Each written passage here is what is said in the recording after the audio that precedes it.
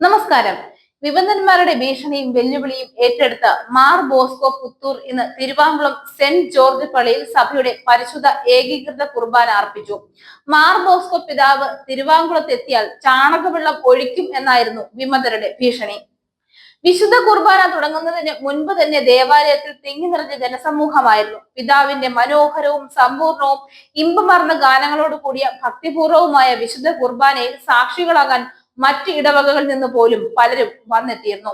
വിശുദ്ധ കുർബാനയ്ക്കിടെ അർത്ഥസമ്പുഷ്ടമായ ഹ്രസ്വപ്രസംഗം, ഗായക സംഘത്തിന്റെ പൂർണ്ണമായ പ്രാർത്ഥനകൾ എല്ലാം ചേർന്നിട്ടും 1.5 മണിക്കൂർ മാത്രം നീണ്ട കുർബാന.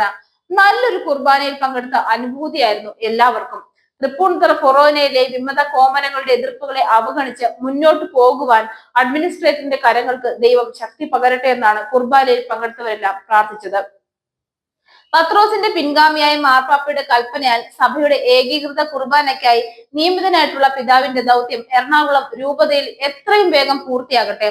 തിരുവാങ്കുളം ഇടവക വികാരി ആന്റണി പൂതവേലി അച്ഛനും സഹകാർമ്മികനായ പിതാവിന്റെ സെക്രട്ടറി ജിസ്മോൻ പയ്യമ്പള്ളി അച്ഛനും പരിശുദ്ധ കുർബാനയിൽ സഹകാർമ്മികത്വം വഹിച്ചു. മാർ ബോസ്കോ പുത്തൂരിനെ പലരും നേരത്തെ സംശയിക്കുകയും കുറ്റപ്പെടുത്തുകയും ചെയ്തു. എന്നാൽ ഇപ്പോൾ അദ്ദേഹം എല്ലാവരുടെയും കണ്ണുകളുടെ സിനോസറാണെന്ന് തെളിയിച്ചു. നല്ല പ്രവർത്തനങ്ങൾക്കായി വിശ്വാസികൾ കാത്തിരിക്കുന്നു. മാർ ബോസ്കോ പുത്തൂരിനെ ചാണകവെള്ളം ഒഴിക്കുമെന്ന് പറഞ്ഞ വിമതന്മാരെ ആരെയും അയൽപ്പക്കത്ത് പോലും കാണാനില്ലായിരുന്നു. കൂട്ടത്തോടെ മുങ്ങി. അത്രയേ ഉള്ളൂ വിമതന്മാർ. വായിൽ വരുന്നത് കോതയ്ക്ക് പാട്ടെന്ന് പറയുന്നത് പോലെ വായിൽ തോന്നുന്നത് വിളിച്ചു പറയുന്നു. അവന്മാരുടെ ഈ വെല്ലുവിളികളും ഭീഷണികളും മൈൻഡ് ചെയ്യാതെ സധൈര്യം മുന്നോട്ട് പോയാൽ ഇവിടുത്തെ എല്ലാ പ്രശ്നങ്ങളും അവസാനിക്കും. ഇവന്മാരുടെ പഴയ ശക്തിയൊന്നും ഇപ്പോഴില്ല. ആരും കൂടെയില്ല. വിരലിൽ എണ്ണാവുന്ന കുറച്ചു പേർ മാത്രം. അവരും പരസ്യമായി ഇറങ്ങുന്നില്ല.